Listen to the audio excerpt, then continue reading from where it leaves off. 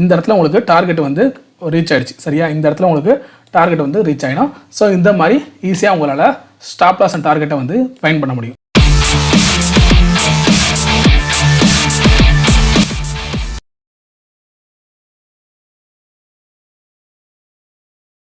அனைவருக்கும் வணக்கம். நான் உங்கள் புவனேஸ்வரன். ஸோ நம்ம சேனல் பார்க்குற நம்மளோட வியூவர்ஸ் வந்து ஒரு சந்தேகம் கேட்டிருந்தாங்க. அதாவது நிஃப்டியில் வந்து எவ்வளோ ஸ்டாப் லாஸ் வைக்கிறது, எவ்வளோ பாயிண்ட் வந்து ஸ்டாப் லாஸ் வைக்கலாம், இல்லைனா பேங்க் நிஃப்டியில் எவ்வளோ பாயிண்ட் வந்து ஸ்டாப் லாஸ் வைக்கலாம் அப்படின்னு கேட்குறாங்க. இன்னும் சிலர் பார்த்தீங்கன்னா நிஃப்டியில் எவ்வளோ பர்சன்டேஜ் ஸ்டாப் லாஸ் வைக்கலாம், இல்லைனா பேங்க் நிஃப்டியில் எவ்வளோ ஸ்டாப் லாஸ் வைக்கலாம் அப்படின்னு சொல்லிட்டு அவங்க ட்ரேட் பண்ணுற அந்த அண்டர்லைனில், ஓகேவா. ஸோ உங்களுக்கு நீங்கள் ஆப்ஷன்ஸில் ட்ரேட் பண்ணுறதா இருக்கட்டும், அதாவது இண்டெக்ஸ் ஆப்ஷனாக இருக்கட்டும், இல்லைனா ஸ்டாக் ஆப்ஷனாக இருக்கட்டும், எதுவாக வேணாலும் இருக்கலாம். இல்லை நீங்கள் வந்து ஈக்விட்டியில் ட்ரேட் பண்ணுறீங்க, நார்மலான ஸ்டாக்கில் வந்து ட்ரேட் பண்ணுறதா இருந்தாலும் குறிப்பிட்டு ஒரு ஸ்டாக்குக்கு இவ்வளோ தான் ஸ்டாப் லாஸு, இல்லை ஒரு நிஃப்டி இருக்குது அப்படின்னா இத்தனை பாயிண்ட் தான் ஸ்டாப் லாஸ், இத்தனை பர்சன்டேஜ் தான் ஸ்டாப் லாஸ் அப்படின்னு எதுவுமே கிடையாது. அதை முதல்ல நீங்கள் நல்லா புரிஞ்சுக்கணும். பேங்க் நிஃப்டியாக இருந்தாலும் சரி, நிஃப்டியாக இருந்தாலும் சரி, பொதுவாகவே என்ன ஆகும் அப்படின்னா ஒரு சிலர் சொல்லியிருப்பாங்க நிஃப்டியில் வந்து 20 பாயிண்ட்லேருந்து 30 பாயிண்ட் வரைக்கும் ஸ்டாப் லாஸ் வைங்க, இல்லைனா ஒரு 40 பாயிண்ட் வைங்கன்னு சொல்லிடுவாங்க, இல்லைனா ஒரு குறிப்பிட்ட பாயிண்ட்ஸ் வந்து சொல்லுவாங்க. ஸோ அது வந்து எதை பேஸ் பண்ணி சொல்கிறாங்கன்னா மேக்ஸிமம் உங்களோட சப்போர்ட்டு, ஓகேவா, ஒரு ஸ்விங் ஃபார்ம் ஆகுதுன்னா அந்த ஸ்விங்கோட சப்போர்ட் லெவல் என்னங்கிறத தெரிஞ்சுக்கிட்டு உங்களுக்கு கால்ஸ் கொடுக்குறவங்களா இருக்கட்டும், இல்லை வேறு யாராவது இருந்தால் கூட அந்த பாயிண்ட்டை வந்து கணக்கு பண்ணி, ஓகேவா, அந்த சப்போர்ட் லைனை வந்து கால்குலேட் பண்ணி உங்களுக்கு ஒரு பாயிண்ட்டை வந்து ஸ்டாப் லாஸாக சொல்லுவாங்க. அதனால் நீங்கள் பொதுவாகவே நிஃப்டினா இவ்வளோ பாயிண்ட் தான் ஸ்டாப் லாஸ் வைக்கணும், பேங்க் நிஃப்டினா இத்தனை பாயிண்ட் வந்து ஸ்டாப் லாஸ் வச்சா போதும் அப்படின்னு நீங்கள் நினச்சிடக்கூடாது. சரி, நம்ம பொதுவாக இவ்வளோ பாயிண்ட்டு இவ்வளோ பர்சன்டேஜ்னு ஸ்டாப் லாஸ் வைக்க வேணான்னு சொல்கிறீங்க. அப்போ எப்படி ஸ்டாப் லாஸ் வைக்கலாம், எப்படி டார்கெட் வைக்கலாம் அப்படின்னு பார்ப்போம். பொதுவாகவே நீங்கள் ஒரு ட்ரேட் எடுக்கிறீங்க, ஓகேவா, நீங்கள் வந்து ஒரு ட்ரேட் எடுக்கிறீங்க அப்படிங்கிறப்போ ரிஸ்க் ரிவார்டு எப்படி ஃபாலோ பண்ணணும் பார்த்தீங்கன்னா 1:1.5. அதாவது நீங்கள் 10 பாயிண்ட் வந்து ஸ்டாப் லாஸ் வச்சிங்கன்னா 15 பாயிண்ட் வந்து உங்களுக்கு டார்கெட் வைக்கணும், ஓகேவா. இது வந்து 10 பாயிண்ட் உங்களுக்கு ஸ்டாப் லாஸ்னால் 15 பாயிண்ட் வந்து உங்களுக்கு டார்கெட் வைக்கணும். இது வந்து ஒரு கணக்குக்காக சொல்கிறேன், ஒரு எக்ஸாம்பிளுக்காக சொல்கிறேன். உடனே 10 பாயிண்ட் தான் ஸ்டாப் லாஸான்னு கேட்காதீங்க. உங்களோட ஸ்டாப் லாஸை பொறுத்து தான் உங்களோட டார்கெட்டுங்கிறது வந்து நீங்கள் வைக்கிற மாதிரி இருக்கும். 1:1 சில பேர் ஃபாலோ பண்ணுவாங்க, சில பேர் 1:1.5 ஃபாலோ பண்ணுவாங்க, சில பேர் 1:2 இந்த மாதிரி ரிஸ்க் ரிவார்டு வந்து ஃபாலோ பண்ணுவாங்க. ஸோ இதோட மீனிங் என்ன அப்படின்னா நீங்கள் ஒரு 10 ட்ரேட் எடுக்கிறீங்க, சரியா. நீங்கள் ஒரு 10 ட்ரேட் எடுக்கிறீங்க அப்படிங்கிறப்போ ஒரு 5 ட்ரேடில் பார்த்தீங்கன்னா வின் பண்ணுறீங்க, ஒரு 5 ட்ரேடில் என்ன பண்ணுறீங்க, லாஸ் பண்ணுறீங்க. அப்படி இருக்கிறப்போ வின் பண்ணுறப்போ உங்களுக்கு என்ன ஆகிடும், ஸோ 5×1.5 7.5 வந்துடும். 5×1, ஏன்னா ஒவ்வொரு பாயிண்ட்டாக வந்து நீங்கள் லாஸ் பண்ணுறீங்க ஒவ்வொரு ட்ரேட்லையும். அதாவது லாஸ் பண்ணுற ட்ரேட்லாம் ஒவ்வொரு பர்சன்டேஜ் வந்து இழக்கிறீங்க, ஆனால் ப்ராஃபிட் பண்ணுற இடத்துல வந்து 1.5% வந்து ப்ராஃபிட் பண்ணுறீங்க. அப்படிங்கிறப்போ 7.5 வந்து இதுக்கு வரும், இதுக்கு வந்து பார்த்திங்கன்னா 5 வரும், ஓகேவா. ஓவராலாக உங்களுக்கு 2.5, ஓகேவா. இதில் மைனஸ் பண்ணால் ஓவராலாக 2.5% வந்து உங்களுக்கு ப்ராஃபிட்டில் தான் இருக்கும்.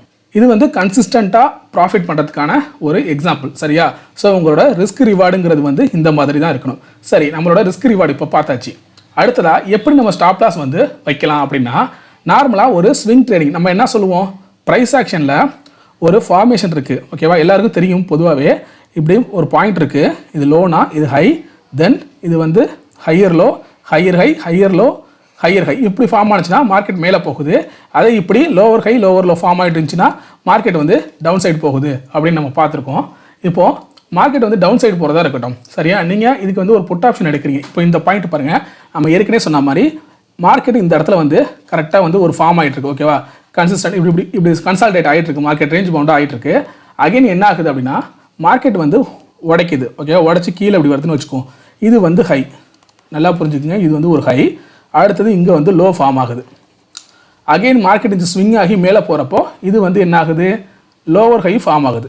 நல்லா புரிஞ்சுக்கோங்க, லோவர் ஹை வந்து இந்த பாயிண்ட் ஃபார்ம் ஆகுது, சரியா. புரிஞ்சிருச்சா. இது ஹை, இது லோ, இது லோவர் ஹை ஃபார்ம் ஆகுது.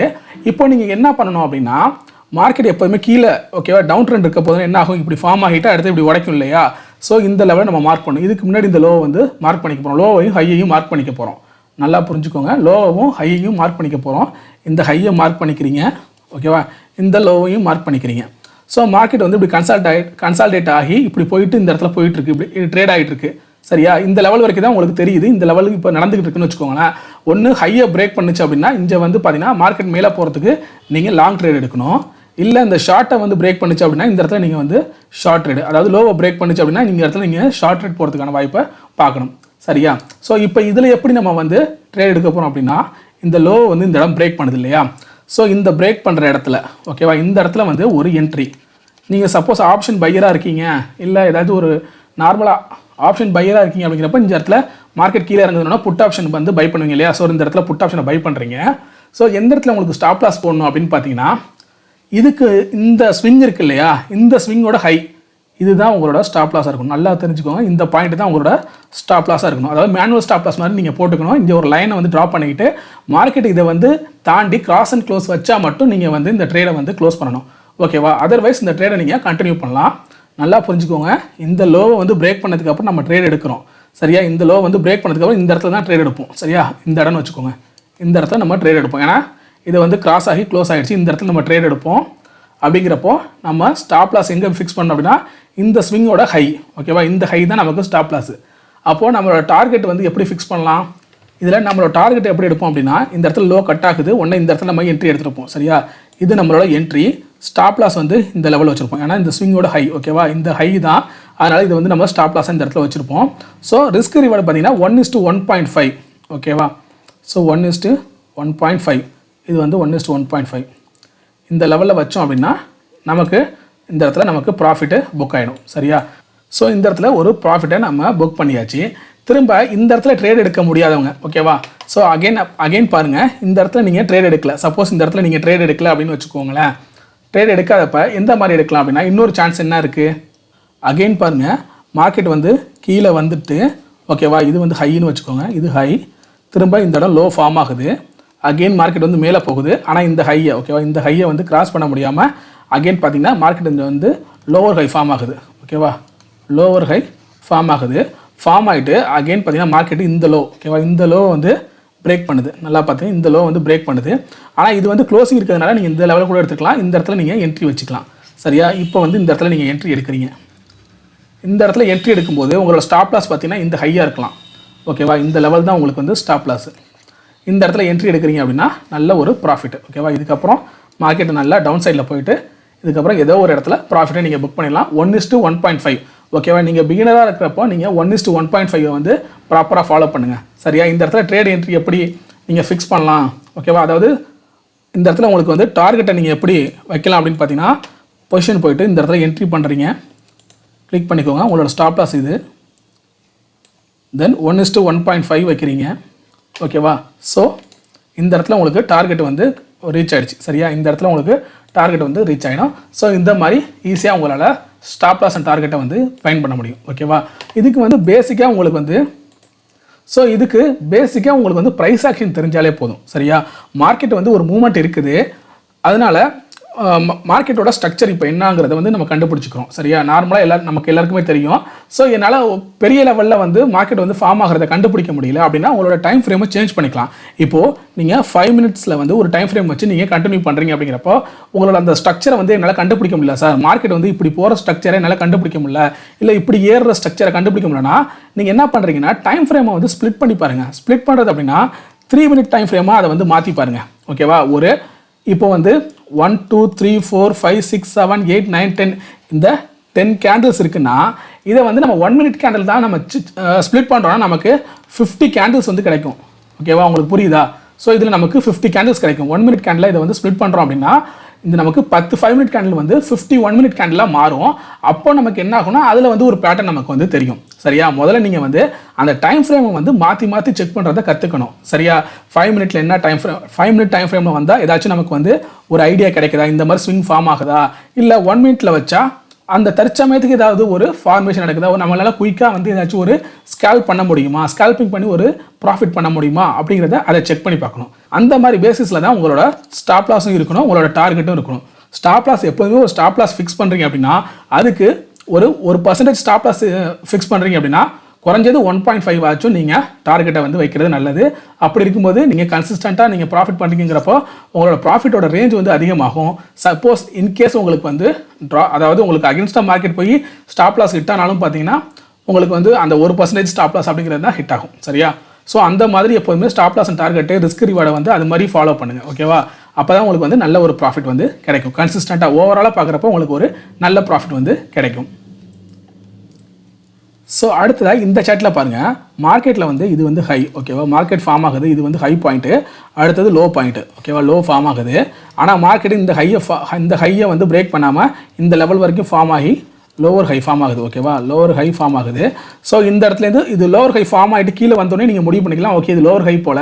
உடனே என்ன பண்ணலாம், இந்த லோ வந்து நீங்கள் மார்க் பண்ணிக்கிட்டு இன்கேஸ் இந்த லோ வந்து பிரேக் பண்ணி க்ளோஸ் வச்சுன்னா இங்கே நான் ட்ரேட் எடுக்க போகிறேன் அப்படின்னு நீங்கள் வந்து செக் பண்ணிக்கலாம். சப்போஸ் உங்களுக்கு இந்த லோவை பிரேக் பண்ணி இந்த இடத்துல வந்து ட்ரேட் வந்து உங்களுக்கு வந்து ஒரு என்ட்ரி கிடைக்குதுன்னு வச்சுக்கோங்களேன், இங்கே வந்து நீங்கள் ஒரு என்ட்ரி எடுக்கலாம். சரியா? ஸோ இங்கே வந்து நீங்கள் என்ட்ரி எடுத்துட்டீங்க. ஆனால் அதுக்கான ஸ்டாப் லாஸ்ங்கிறது வந்து என்ன இருக்கணும் அப்படின்னா இந்த லெவலோட ஹை, ஓகேவா, இந்த ஸ்விங்கோட ஹை, இது வந்து உங்களுக்கு ஸ்டாப் லாஸ் இருக்கணும். அப்படி இல்லைனா மேக்ஸிமம் இந்த ஓவரால் ஹை, இன்னைக்கு இந்த டேவோட ஹை இருக்குது பார்த்தீங்களா, இந்த லெவல், இந்த 2 லெவல் ஏதோ ஒரு லெவல் வந்து உங்களுக்கு ஸ்டாப் லாஸாக நீங்கள் வந்து ஃபிக்ஸ் பண்ணிக்க வேண்டியதான். அதுக்கடுத்து 1:1.5 ரேஷியோவில் வந்து நீங்கள் டார்கெட்டை ஃபிக்ஸ் பண்ணிங்க அப்படின்னா இதுவும் உங்களுக்கு ஒரு நல்ல ப்ராஃபிட்டாக அமையும். இப்போ பாருங்கள், ஸோ இந்த இடத்துல ட்ரேட் எடுக்கிறீங்க. ஸோ இது வந்து உங்களுக்கு ஸ்டாப் லாஸ் இந்த இடத்துல வைக்கிறீங்க, ப்ராஃபிட் வந்து 1:1.5 வைக்கிறீங்க, ஓகேவா, 1.5 வச்சுட்டிங்க. ஸோ இந்த இடத்துல உங்களோட டார்கெட் வந்து ஹிட் ஆகிடும், ஓகேவா, உங்களுக்கு டார்கெட் வந்து உங்களுக்கு ப்ராஃபிட் வந்து இந்த இடத்துல ஹிட் ஆகிடும். சரியா? ஸோ உங்களோட டார்கெட்டும் ஸ்டாப் லாஸும் இந்த மாதிரி தான் நீங்கள் வந்து ப்ளேஸ் பண்ணணும். சரியா? ஒரு பொதுவான 20 பாயிண்ட்டு இல்லை 10 பாயிண்ட்ஸு இல்லைனா 10% அப்படின்னு எதுவுமே பொதுவான ஒரு பாயிண்ட்டோ இல்லை பர்சன்டேஜோ இதுக்கு வந்து கிடையாது. இதுக்குன்னு இல்லை, எந்த ஒரு ட்ரேடுக்குமே கிடையாது. நீங்கள் நம்ம இதுக்கு பின்னால் இருக்கிற சீக்ரெட் என்னென்னு பார்ப்போம். இப்போ ஏன் நம்ம வந்து இந்த ஸ்விங் ஹை, இந்த ஹையை வந்து நம்ம வந்து ஸ்டாப் லாஸை நம்ம வைக்கிறோம். இப்போ சிம்பிள், இப்போ பாருங்கள், இந்த இடத்த பாருங்கள், இப்போ நம்ம இது முடிஞ்சிருச்சுன்னு வச்சுக்கோங்க, இந்த இடத்த வச்சுக்கோங்க, இது வந்து நமக்கு ஹைன்னு வச்சுக்கோங்க இந்த பாயிண்ட்டு. அடுத்து இது வந்து லோ வந்து ஃபார்ம் ஆகுது, நெக்ஸ்ட் இது வந்து ஹை ஃபார்ம் ஆகுது, ஓகேவா. ஸோ நம்ம என்ன சொல்லியிருப்போம், இது வந்து ஹை, இது லோ, இது வந்து லோவர் ஹை, ஓகேவா. ஸோ இந்த மாதிரி ஒரு ஃபார்மேஷன் நடந்து லோவர் ஹை ஃபார்ம் ஆகி மார்க்கெட் கீழே தான் வர ட்ரை பண்ணிக்கிட்டு இருக்குன்னு உங்களுக்கு இந்த லோவர் ஹைங்கிறது எப்போ தெரியும்னா இந்த லோவை பிரேக் பண்ணுறப்போ. அப்போ நீங்கள் கண்டுபிடிச்சிடுறீங்க, இங்கே வந்து என்ட்ரி எடுக்கிறீங்க. ஏன் வந்து இந்த ஸ்விங்கோட ஹை, ஓகேவா, இந்த லோ இந்த இடத்துல வந்து நீங்கள் என்ட்ரி எடுக்கிறத வச்சுக்கோம். சரியா? இங்கே வந்து என்ட்ரி எடுக்க போகிறீங்க. சரியா? ஏன் இந்த ஹையை வந்து நான் ஸ்டாப் லாஸ் வைக்க சொல்கிறேன், இதுக்கு பின்னால் இருக்கிற சீக்ரெட் என்ன அப்படின்னு பார்த்தீங்கன்னா, இந்த ஹை நார்மலாகவே பாருங்கள், high low low lower high lower low lower high lower லோன்னு ஃபார்ம் ஆகிறது. ஒன்ஸ் இந்த ஹையை பிரேக் பண்ணி புது ஹை ஃபார்ம் ஆச்சுன்னா என்ன ஆகும், ஹையர் ஹை ஃபார்மேஷன் வந்துடும், ஓகேவா. அப்போது என்ன ஆகும், இந்த ட்ரெண்டு வந்து மாறப்போகுதுன்னு அர்த்தம். நல்லா புரியுதா உங்களுக்கு? Lower high lower low form ஆகிட்டு இருக்குன்னா மார்க்கெட் வந்து கீழே இறங்கிட்டு இருக்குன்னு நம்ம வந்து அதுக்கு தகுந்த மாதிரி ஒரு ஷார்ட் ரேட் போக போகிறோம். ஒன்ஸ் இந்த ஸ்டாப் லாஸ் எதுக்கு இந்த லெவலில் வைக்கிறோன்னா, ஒன்ஸ் இந்த ஹையை வந்து பிரேக் பண்ணி நியூவாக ஒரு ஹை, ஓகேவா, நியூவாக ஒரு ஹை வந்து ஃபார்ம் ஆச்சு அப்படின்னா அது என்ன ஆகும், ஹையர் ஹை ஆகிடும். சரியா? நம்ம லோவர் ஹை லோவர் லோ ஃபார்மேஷனில் ஹையர் ஹை ஃபார்ம் ஆகுது அப்படின்னா என்ன ஆகும்னா ட்ரெண்ட் வந்து மாறப்போகுதுன்னு அர்த்தம். ஸோ அப்போது அதனால நமக்கு இதோட ஸ்டாப் லாஸ் இது போதும். மார்க்கெட் திரும்ப வந்து என்ன ஆக போகுது, இந்த டவுன் ட்ரெண்ட், அதாவது ஷார்ட் போகிற ட்ரெண்ட், இந்த மார்க்கெட் கீழே இறங்குறது வந்து திரும்ப மேலே ஏற போகுது அப்படின்னு அர்த்தம். அதனால தான் நம்ம இங்கே வந்து ஸ்டாப் லாஸ் போடுறோம். சரியா? ஸோ இதோட சீக்ரெட் அப்படிங்கிறது வந்து இந்த விஷயம் தான். இதனால தான் இந்த லெவலில் வந்து நம்ம ஸ்டாப் லாஸ் போடுறோம். சரியா? வேறு ஏதாவது ஒரு இடத்துல நம்ம ஸ்டாப் லாஸ் எதுவுமே தெரியாமல் ஜஸ்ட் நான் ஒரு 10 பாயிண்ட் இந்த லெவல் வரைக்கும் ஸ்டாப் லாஸ் போடுறேன், இல்லை இந்த லெவல் வரைக்கும் போடுறேன், இல்லை அந்த கேண்டில் எடுத்திருக்கேன், இந்த கேண்டிலோட லோவை வந்து, அதாவது இந்த கேண்டில் என்ட்ரி எடுத்திருக்கேன், இந்த கேண்டிலோட ஹையை வந்து நான் வந்து ஸ்டாப் லாஸாக போடுறேன் அப்படி நீங்கள் போட்டிங்கன்னா ஏதோ ஒரு சின்னதாக ஒரு வாலட்டைலாக இருக்குது மார்க்கெட் அப்படின்னா கண்டிப்பாக உங்களோட ஸ்டாப் லாஸை வந்து ஹிட் பண்ணிவிட்டு மார்க்கெட் திரும்ப வந்து கீழே போகிறதுக்கான வாய்ப்பு இருக்குது. அதனால் நீங்கள் எப்போ ஒரு என்ட்ரி எடுத்தாலும் கரெக்டாக அந்த ஃபார்மேஷனை வந்து செக் பண்ணி பார்க்குறீங்க. சரி, எனக்கு வந்து 5 மினிட்ல வந்து சரியாக கிளியராக தெரில சார், அந்த ஃபார்மேஷன் சரியாக தெரிய மாட்டுது அப்படின்னா கொஞ்சம் வெயிட் பண்ணி அதை வந்து 15 மினிட் கேண்டிலாக மாற்றி பாருங்கள். லாங் டைம் ஃப்ரேமில் மாற்றி, அதாவது ரொம்ப நேரத்துக்கு ஹோல்டு பண்ணுறதுக்கான வாய்ப்பு இருக்கான்னு பாருங்கள். லாங் டைம் ஃப்ரேமில் வந்து ஒரு நல்ல ஒரு வாய்ப்பு கிடைக்கலாம், அதாவது ஃபார்மேஷன் வந்து தெரியலாம். இல்லை சார் நான் வந்து ஸ்கேல் பண்ணுற மாதிரி ஒரு ஐடியா இருக்குது ஆனால் 5 மினிட்ல சரியாக நல்லா தெரியல அப்படின்னா உடனே என்ன பண்ணுறீங்க அப்படின்னா திரும்ப 1 மினிட் கேண்டிலோ இல்லை 3 மினிட் கேண்டில் இருக்கு இல்லையா, 3 மினிட்ஸ் கேண்டில், இதை வந்து மாற்றி பாருங்கள். உங்கள் டைம் ஃப்ரேமில் வந்து அந்த கேண்டில்ஸை வந்து மாற்றி பார்த்தீங்க அப்படின்னா உடனே அந்த டைம் ஃப்ரேம் மாறிடும். ஸோ அப்போ வந்து உங்களுக்கு வந்து ஏதாவது ஒரு ஃபார்மேஷன் தெரியலாம். மார்க்கெட் வந்து தொடர்ந்து கீழே போயிட்டு இருக்கா, lower low lower high formation நடக்குதா, இல்லை higher high higher low formation நடக்குதா அப்படின்னு ஒரு ஐடியா தெரியும். கொஞ்சம் அதாவது ஒரு ஸ்கேல் பண்ணலாம், கொஞ்சம் நேரத்துக்கு வந்து ஒரு சின்னதாக ஒரு ஸ்கேல் பண்ணி ஒரு கரெக்டான ப்ராப்பரான ஒரு ஸ்டாப் லாஸையும் ஒரு டார்கெட்டையும் ஃபிக்ஸ் பண்ணி நல்ல ஒரு ப்ராஃபிட் வந்து மேக் பண்ணலாம். ஸோ நம்ம ஓவராலாக இதில் என்ன புரிஞ்சுக்கணும் அப்படின்னா இத்தனை பாயிண்ட், ஓகேவா, எஸ்எல் அப்படிங்கிறது ஸ்டாப் லாஸுங்கிறது வந்து இத்தனை பாயிண்ட், ஓகேவா, ஏதோ சம்திங் பாயிண்ட்ஸ் அப்படிங்கிறதும் கிடையாது, அதே போல் பர்சன்டேஜ், ஓகேவா, இத்தனை பர்சன்டேஜ் அப்படிங்கிறதும் கிடையாது. நம்மளோட ஸ்டாப் லாஸ் எப்போதுமே என்ன பண்ணணும்னா ஒரு ஸ்விங்கு, ஏதாவது ஒரு ஃபார்மேஷன் நமக்கு தெரியுது, கண்டிப்பாக ப்ரைஸ் ஆக்ஷன் படி நம்ம வந்து ஃபாலோ பண்ணுறோம். அதில் ஒரு ஃபார்மேஷன் தெரியுது அப்படின்னா ஸோ அதுக்கு தகுந்த மாதிரி உங்களோட ஸ்டாப் லாஸ் இருக்கணும், அதுக்கு தகுந்த மாதிரி உங்களோட டார்கெட் வந்து இருக்கணும். சரியா? ஸோ இதுலேயும் சில பேர் கேட்கலாம், சார் இது நான் வந்து இதை யூஸ் பண்ணாலும் எனக்கு நிறைய டைம் வந்து ஸ்டாப் லாஸ் வந்து ஹிட் ஆக தான் செய்யும், ஸோ அதுக்கு என்ன பண்ண முடியும்? அக்யூரேட்டாக என்ன பண்ணுறது அப்படின்னா, பொதுவாகவே உங்களுக்கு ஷேர் மார்க்கெட், ஓகேவா, ஷேர் மார்க்கெட் அப்படிங்கிறது 100% வந்து பர்ஃபெக்ட் அப்படிங்கிறது எதுவுமே கிடையாது. ஓகேவா, 100% ஒரு விஷயம் வந்து நடக்கும் அப்படின்னு தெரிஞ்சிருச்சுன்னா அப்போ ஷேர் மார்க்கெட் அப்படிங்கிற ஒரு விஷயமே இல்லாமல் போயிடும். சரியா? ஏன் அப்படின்னா ஷேர் மார்க்கெட்டுங்கிறது வந்து நிச்சயமற்ற தன்மை இருக்கிற வரைக்கும் தான் அது இருக்கும்.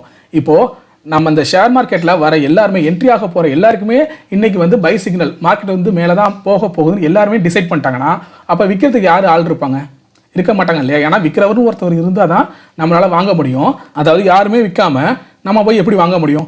ஸோ யாராவது இந்த இடத்துல வந்து சேல் பண்ணாதான், ஓகேவா, இந்த இடத்துல யாரோ ஒருத்தவங்க செல் பண்ணாதான் நம்ம இந்த இடத்துல பை பண்ணி மார்க்கெட்டை மேலே கொண்டு போய் முடியும். அதே போல் யாராச்சும் இந்த வந்து போதுமான அளவு ப்ராஃபிட்டை புக் பண்ணிவிட்டு விட்டால் தான் திரும்ப பார்த்தீங்கன்னா மார்க்கெட் வந்து கீழே இறங்கும். சரியா? ஸோ இந்த மாதிரி ப்ராபபிலிட்டி, ஸோ அதுக்கு நம்ம என்ன பண்ணலான்னா, இது வந்து ஒரு ப்ராபபிலிட்டி கேம். ஓகேவா, ஷேர் மார்க்கெட் அப்படிங்கிறது ஒரு ப்ராபபிலிட்டி கேம்.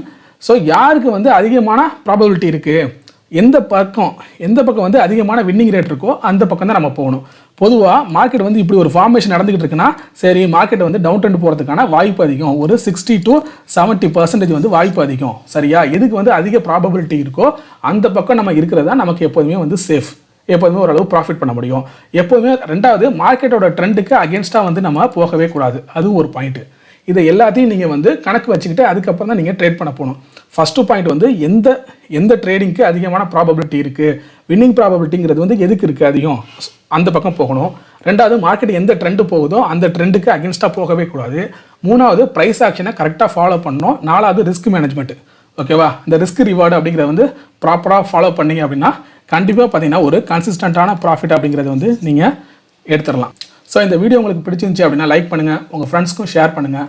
உங்களுக்கு ஏதாவது சந்தேகங்கள் இருந்தால் கமெண்ட் பண்ணுங்கள், மறக்காமல் சப்ஸ்கிரைப் பண்ணுங்கள். தேங்க்யூ.